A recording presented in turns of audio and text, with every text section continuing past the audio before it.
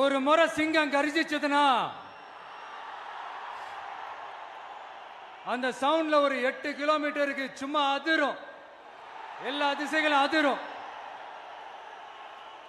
அப்படிப்பட்ட அந்த சிங்கம் வேட்டைக்கு மட்டும்தான் வெளியில வரும், வேடிக்கை பார்க்கறதுக்கெல்லாம் வெளியில வராது. வேட்டையில கூட உயிரோடு இருக்கிற மிருகங்களை தான் வேட்டையாடும். அதுலயும் பெரும்பாலும் தன்னை விட பெரிய சைஸ் உள்ள மிருகங்களை தான் குறி வச்சு தாக்கும், ஜெயிக்கும்.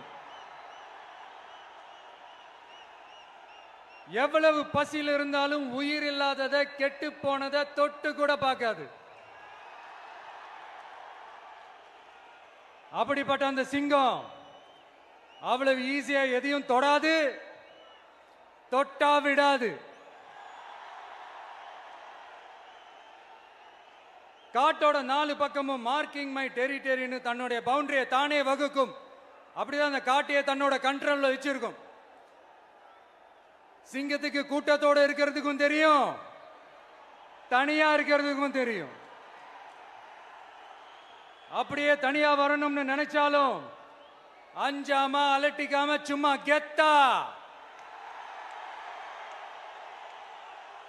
தனியா வந்து அத்தனை பேருக்கும் தண்ணி காட்டும். எப்போ எதிலையும் தன்னோட தனித்தன்மையை இழக்கவே இழக்காது. Yes, a lion is always a lion.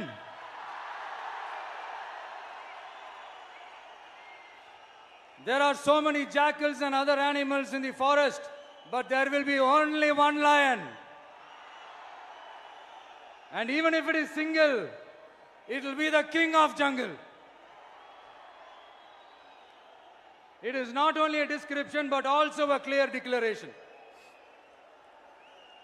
சிங்கத்தை பத்தி பேசிட்டு நம்ம